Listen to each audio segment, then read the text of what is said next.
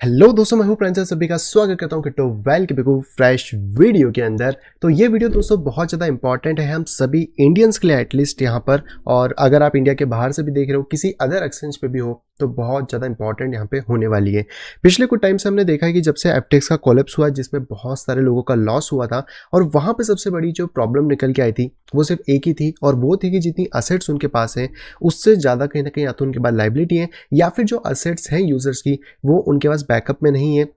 इसका मतलब कि शॉर्ट में अगर बात करें तो उन्होंने कहीं ना कहीं यूजर्स के फंड्स को कहीं और यूटिलाइज करा है, और हम लोगों को सिर्फ एक वर्चुअल वैल्यू को यहाँ पे दिखा रहे हैं। हालांकि ये चीज़ें बहुत ज़्यादा यहाँ पे बढ़ती जा रही हैं, क्योंकि इंडियन एक्सचेंजेस की अगर हम बात करें तो वो अपने डेटा को यहाँ पे रिवील नहीं कर रहे हैं। सिर्फ CoinDCS ने अपने सारे डेटा को यहाँ पे शायद रिवील करा है। उसके अलावा जितने भी एक्सचेंजेस इंडिया के अंदर हैं वो ना तो इसको रिवील कर रहे हैं और ना ही करने के इच्छुक हमें यहाँ पे लग रहे हैं। अगर हम लोग इंटरनेशनल एक्सचेंजेस से बात करें तो यहाँ पे आप देख सकते हो कि जैसे इंटरनेशनल एक्सचेंज में Binance, Bitfinex, OK, Huobi, KuCoin, Bybit, इन्होंने अपने डेटास ऑलरेडी यहाँ पे शेयर करे हुए हैं, जिनमें इन्होंने अपने रिजर्व्स बताए हैं। और हमें सिर्फ प्रूफ ऑफ रिजर्व में सिर्फ और सिर्फ प्रूफ ऑफ रिजर्व ही नहीं चाहिए, इसके साथ साथ हमें इनका वॉलेट एड्रेस चाहिए, ताकि हम ये भी ट्रैक कर सकें कि कितना पैसा यूजर ने यहाँ पे डिपॉजिट करा और वो पैसा कहाँ पे आउटपुट हो रहा है। इन केस अगर एफटीएक्स जैसा कोई सिनेरियो होता है तो हम लोग ऑन चेन डेटा को एनालाइज यहाँ पे कर पाए। चलो, इंटरनेशनल एक्सचेंज पे ये बात थोड़ी सी बेटर है कि हाँ, इन्होंने यहाँ पे चीज़ दिखाई है, थोड़ा सा ट्रांसपेरेंसी लाएं। लेकिन इसका ये मतलब नहीं है कि आपका फंड फिर भी वहाँ 100% सुरक्षित है। मैं भी कहूँगा कि हार्डवेयर और सॉफ्टवेयर वॉलेट में मेजोरिटी फंड रखो, और इन एक्सचेंजेस पे वही फंड रखो जो कि आपको सिर्फ ट्रेड करने से मतलब है, और उसको भी यहाँ पे थोड़े थोड़े टाइम के अंदर विड्रॉल आप करते रहो, तो ताकि आपका जो फंड है वो किसी भी एक्सचेंज पे स्टक ना हो। अगर कल को बाइनेंस भी डूब जाता है इन एनी केस, तो आपका फंड यहाँ पे सिक्योर रह सके।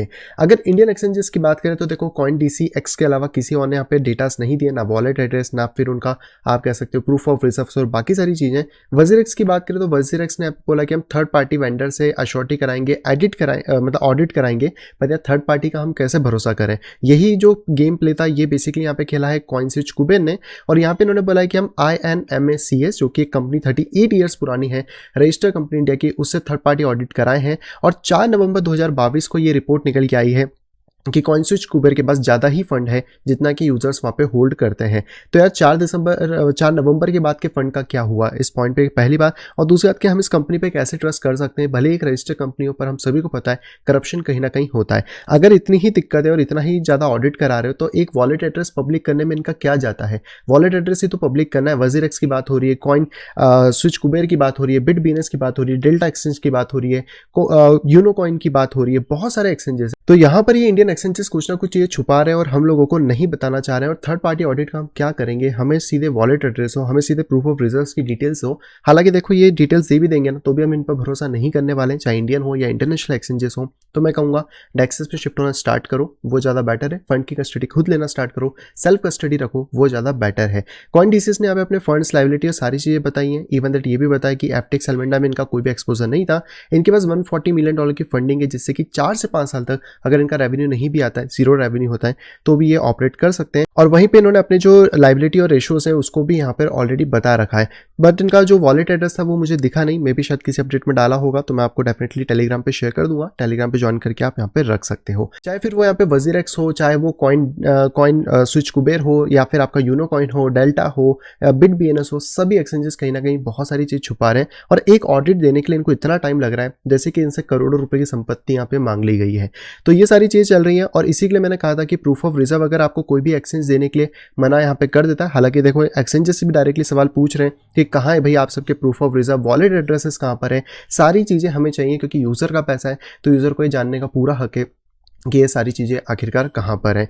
इवन दैट अगर आप बात करें तो मैं यही बोलूँगा कि अगर कोई भी एक्सचेंज, चाहे वो इंटरनेशनल हो चाहे अपना इंडियन एक्सचेंज हो, आपको अगर प्रूफ ऑफ रिजर्व नहीं दे रहा है, वॉलेट एड्रेस नहीं दे रहा है, सीधे अपना फंड विड्रॉल करो और अपने हार्डवेयर वॉलेट या फिर उसमें डालो, या फिर जिन लोगों ने प्रूफ ऑफ रिजर्व दिए वहाँ पर आप शिफ्ट कर सकते हो और डेक्सेस पर मूव होना चालू करो। क्योंकि हम ही लोग अगर इस चीज़ को आगे बढ़ावा देंगे कि we need a full flash DEX, तो ही डेक्स की यूटिलिटी जो है वो लोग बनाएंगे, और आगे चल के हमें अच्छे अच्छे डेक्सेस देखने को मिलेंगे। क्योंकि डेक्सेस पे आपका पैसा कभी भी उनके पास नहीं होता है, सारा आपकी सेल्फ कस्टडी में होता है। और यहाँ पे चीज़ें हैं, देखो इजी नहीं होता कुछ भी चीज़ों के अंदर आना। अगर आप एक नए बिगनर करने वाले हो क्रिप्टो में, या फिर अभी भी आए हो, तो हो सकता है थोड़ा सा टफ आपको ये डेफिनेटली लगे। लेकिन देखो, क्रिप्टो का सिंपल सा मतलब यह है, बिटकॉइन का जो जन्म हुआ था उस टाइम भी बात ये थी कि बैंकिंग सिस्टम से, गवर्नमेंट से सारी पावर छीन के पब्लिक को देना, ताकि उनकी करेंसी की रिजर्व वैल्यू सारी चीज़ें वहाँ पे रह सकें। और अगर ऐसा नहीं होता है तो यार बिटकॉइन का कोई मतलब ही नहीं रह जाता, और ये तो फिर आप एक बैंक की तरह एक्ट करोगे। चाहे आप बीच में किसी भी एंटिटी को ले आओ, चाहे वो सेंट्रलाइज एक्सचेंज हो, चाहे कुछ भी हो, वो सभी एक बैंक ही बन जाएंगे, कस्टोडियन बन जाएंगे, जिसपे आपको एज अ मीडिएटरी यहाँ पे टच करना ही होगा। और अगर आप इनसे कूदना चाह रहे हो, आगे बढ़ना चाह रहे हो और फुल फ्लैश क्रिप्टो को, ब्लॉकचेन को एक्सप्लोर करना चाह रहे हो, तो यहाँ पर डेक्सेस की रिक्वायरमेंट सबसे ज़्यादा हम लोगों को पड़ने वाली है। तो ये कुछ इंपॉर्टेंट चीज़ है जो कि है, आप लोग भी आवाज़ उठाओ तब जाके ये सुनेंगे, नहीं तो इनके कान पे मक्खी भी नहीं घूमने वाली है। और हाँ, चीज़ें आसान नहीं होती हैं, बहुत सारी हैं, लेकिन हमें पूछना होगा, क्योंकि कहीं ना कहीं अगर हम लोग नहीं बोलेंगे तो ये देने भी नहीं वाले, और फिर हम लोगों का फंड फिर से स्टक हो सकता है। तो मैं आपको कहूँगा, अगर आपका फंड है, कोई भी एक्सचेंज दे देता नहीं है, सीधे विड्रॉल करो अपने हार्डवेयर वॉलेट, सॉफ्टवेयर वॉलेट में, या इंटरनेशनल एक्सचेंज में शिफ्ट हो जाओ। इंडियन एक्सचेंज फिर रहने की जरूरत नहीं है, और जो इंडियन एक्सचेंज आपको प्रोवाइड कराता है, जिसके आपको पास सारी डिटेल अवेलेबल हो, सिर्फ वहीं पे ट्रस्ट करके आप फिर यहाँ पे रुक सकते हो। तो ये था दोस्तों इसका सारी चीज़ें। एंड इसके अलावा एक इंपॉर्टेंट अपडेट कि 13 और 14 तारीख को थोड़ा संभल के रहना, यूएस के सीपीआई डेटा और इंटरेस्ट रेट आने वाला है, तो थोड़ा सा मार्केट है ना उछल पुछल कर सकता है।